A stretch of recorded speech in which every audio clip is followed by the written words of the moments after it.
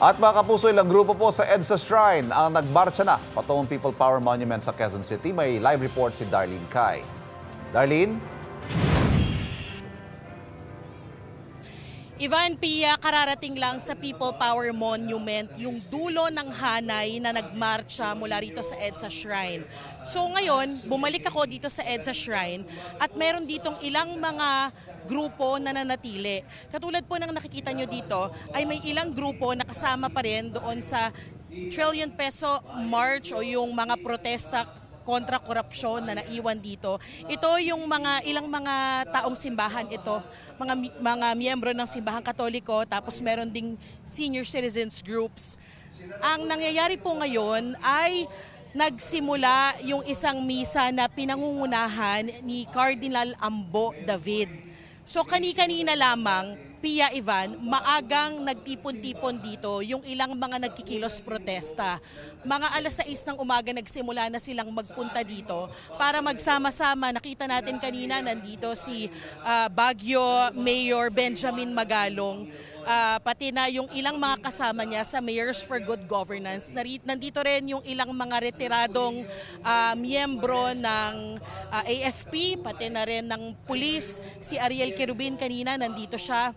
At bukod dyan, pati na rin sina Congressman Percy Sandanya at Shell Jokno, pati na kasama syempre yung kanilang grupong akbayan. So nagsama-sama sila kanina mula alas 6 ng umaga at pasado alas 8 ay sabay-sabay silang nagmarcha papunta sa People Power Monument para i-meet doon yung iba pang mga grupo para doon sa formal na pagsisimula ng programa. So yung dulo ng hanay na yon nakarating na doon sa People Power Monument. Tapos ngayon may mga naiwan dito para nga ipagpatuloy yung programa. Tapos syempre, katulad nga ng sinabi ko, meron ditong misa na ongoing.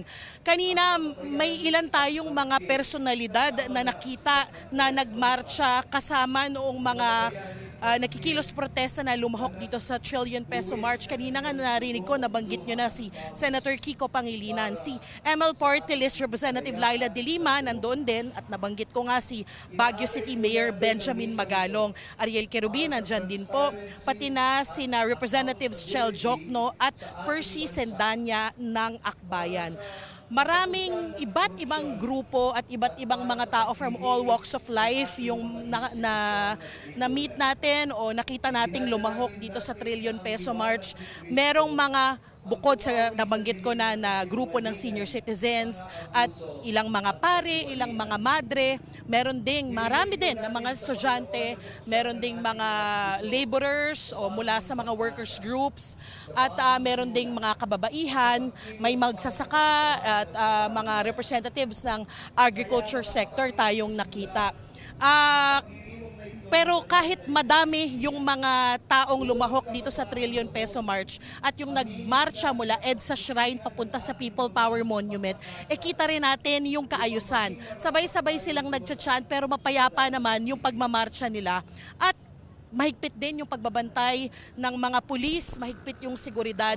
Alam nyo ang nangyari mula dito sa EDSA Shrine, nakapila yung mga pulis para silang may human barrier sa kahabaan ng EDSA mula dito sa Ortigas hanggang doon sa People Power Monument. So kinikip lang nila yung mga sumasama sa kilos protesta doon sa outer 2 lanes ng EDSA northbound.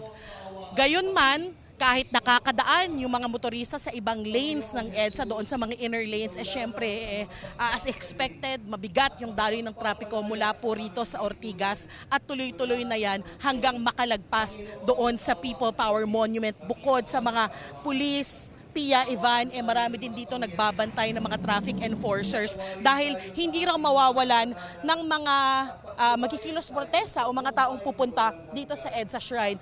As we all know, sa People Power Monument naman talaga yung main program, nandoon yung karamihan ng mga tao, pero hindi mawawalan ng mga pupunta pa rin dito sa EDSA Shrine at magdaraos ng programa, pati na ng prayer rally, kaya mahigpit pa rin ang pagbabantay ng seguridad at ng mga pulis dito sa EDSA Shrine. Yan ang latest. Balik sa inyo, Pia, Ivan. Darlene, nabanggit mo, nadadaanan pa naman ng mga motorista yung bahagi ng EDSA, pero ilang lanes ang close dyan at kumusta ang daloy ng trapiko? Ivan, closed yung outer 2 lanes mula sa White Plains hanggang dire-diretso na makalagpas sa People Power Monument.